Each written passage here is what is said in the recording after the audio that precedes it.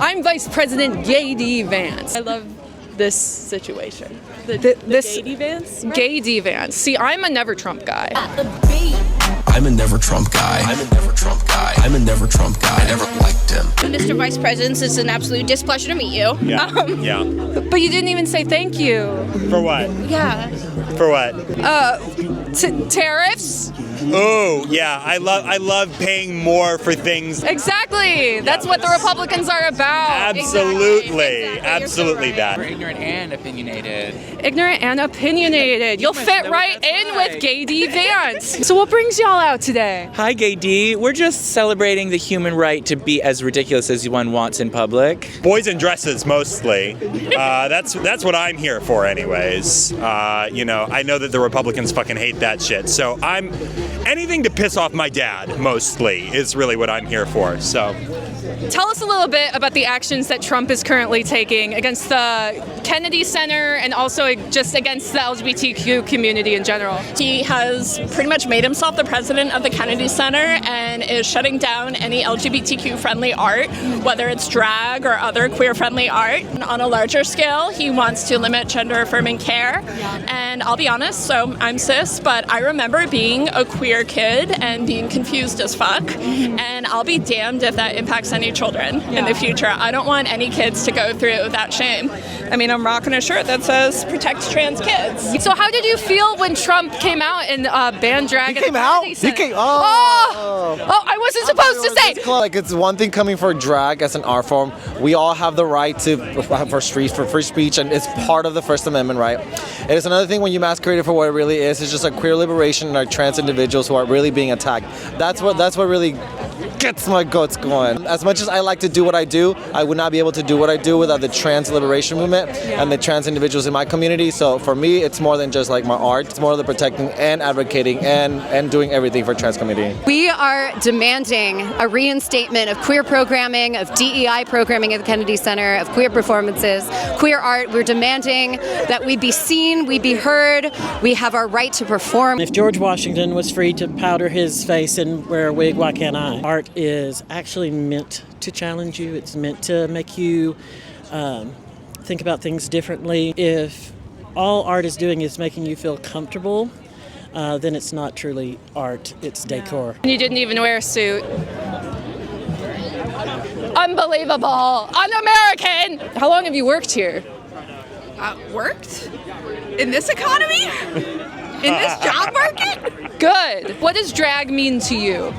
Oh, well, I started drag at the first Trump presidency in 2016 because I told myself I was going to be more queer and more Latino than I could ever be. And here I am, Mari con carne. I did it and I was like, oh, this is it. This is how I express myself. And it's so freeing. More than anything, drag is just gender expression. Yeah. And we need to be able to recognize that first and foremost. It's fabric and wigs and makeup.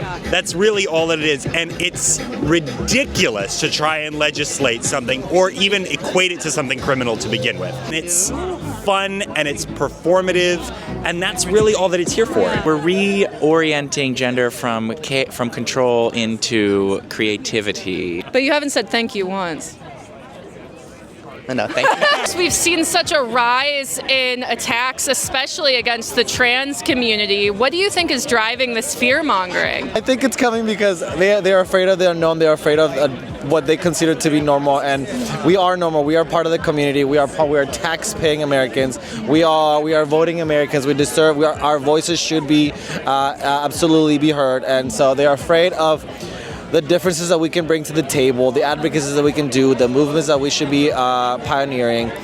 They're afraid of our voices. They require our consent to be controlled, essentially. And when you snuff out drag, then you don't discover the incredible variety of our human experience. They want to keep that a secret. They want it all for themselves.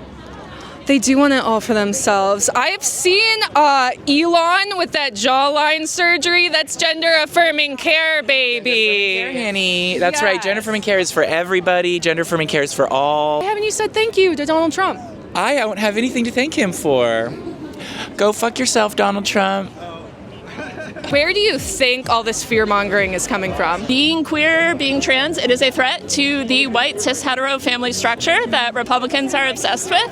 And if you don't feel obliged to stay heterosexual or stay cis, then that's a threat to the world they want to see.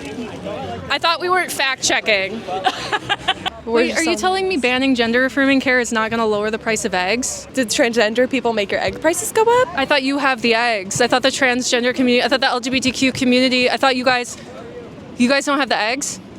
I'm a baby drag king, so I am doing what I can to fight for my rights to continue growing in this Would that be a community. drag prince? I would not be mad at that. Yeah, and then you get the promotion, eventually a coronation ceremony into drag kingdom. Yeah. I think my biggest fear is having my community and my support system being ripped away from me of the people in the LGBTQ community and my drag family and everyone are my biggest supporters in life, and I really don't know what I would do without them. And if there's any message you'd want to give to especially LGBTQ youth right now, what would you want to say to them?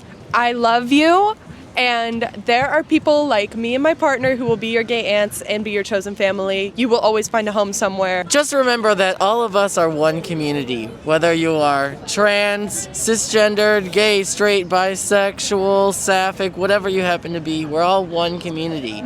We've been through this sort of thing before, and the only way we've gotten through it is together. I remember being a closeted bisexual teen and wondering if I could ever actually feel comfortable with myself. I am now in my mid-30s and absolutely living my best life, so things do get better, and you deserve all the good.